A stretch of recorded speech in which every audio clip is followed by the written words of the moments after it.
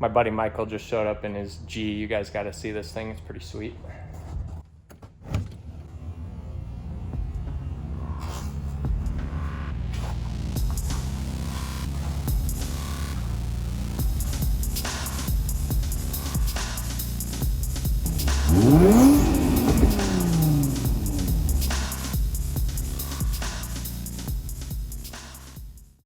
So how much did you pay for this thing? I don't even remember. It was $1,000. It was only $1,000? I thought it was like $1,500. It didn't run. Yeah, it didn't have a transmission in it. No transmission. I think that was it. That was the only thing keeping it from running. There's no trans, and the crank sensor was, the cable was disconnected, so I had to redo that wiring, and then it ran. Yeah, so for $1,000, he got a G35 manual, and all he had to do was buy a transmission. How much did you pay for the transmission? I did pay $1,000 for a transmission. $1,000 for a transmission, so it was 800 and 200 ship.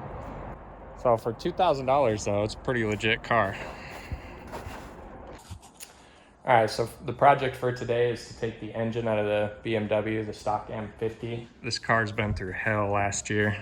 Got this door smashed in, bumpers destroyed, hood, fender, this thing, and that door is real smashed in.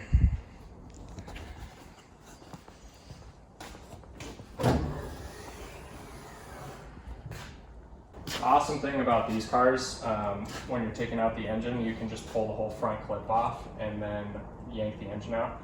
But if you've never pulled the engine out before, there's some spot welds in here that you have to drill through. But once you do that, then you can pull the whole clip off. So we'll get started on that, pulling everything out and go from there.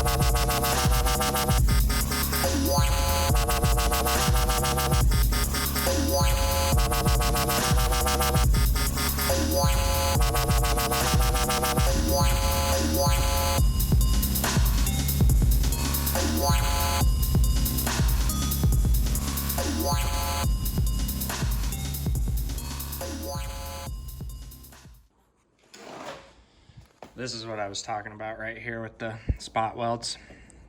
If you just drill these out, there's one on each side, then you can take off this whole front clip section. See there, right here.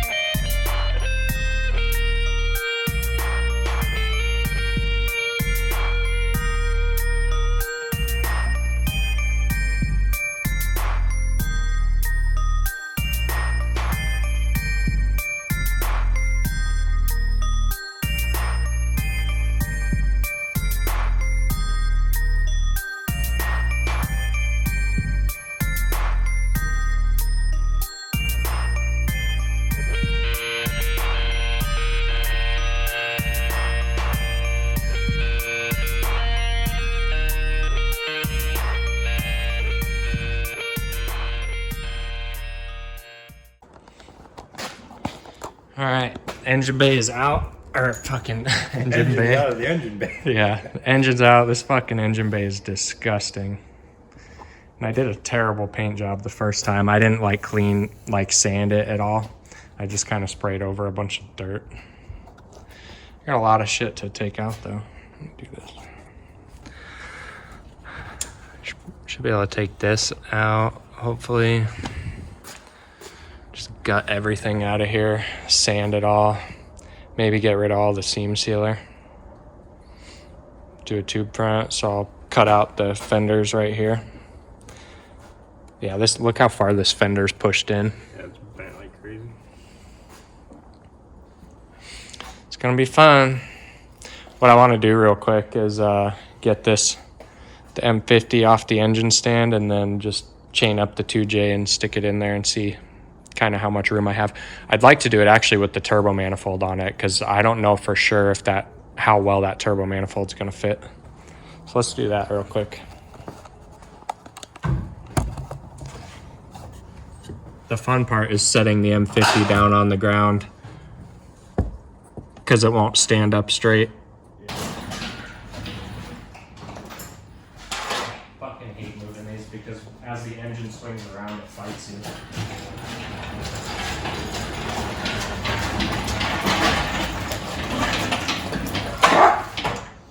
Exhaust.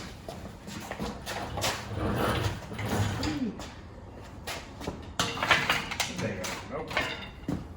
Doesn't look like it. Just looking at it.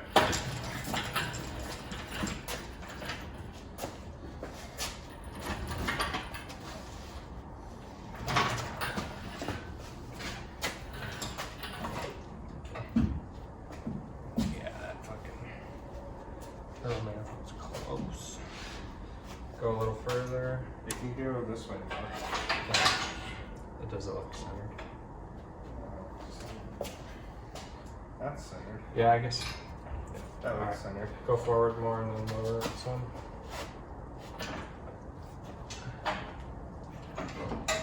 Lower it. Go on. Oh. Too much? Yep. Alright, so the 2J is in there now. Fits way better than I thought. Obviously it's going to sit way lower. We just have it sitting in there right now, and this is actually the front sump pan on this engine. The non-VVTi engines, well, the SC300 specifically, came with a mid-sump pan, which is what you need for these cars to clear the steering rack. So once I have that on there, it'll sit down lower and it'll come back like another 4 inches. But I kind of just stuck it in here to get an idea of how this turbo manifold would fit, and it actually clears a lot better than I thought, especially once we bring it back.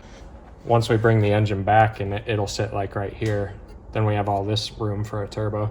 I was worried it was going to run into the shock tower if I had a very big turbo, but I think we'll be okay there. And then if I do a forward-facing intake manifold, that might hit the brake booster, but I might just end up deleting the brake booster anyways. So yeah, very rough mock-up, but it's getting exciting. All right, guys, that's gonna do it for this one. Got the engine out. Now we got a whole bunch of work to do, cleaning up the engine bay. And then I'm gonna cut out the fender wells so I could do a tube front, remove all the wiring and brackets and stuff that we're not gonna be using since we have the 2J.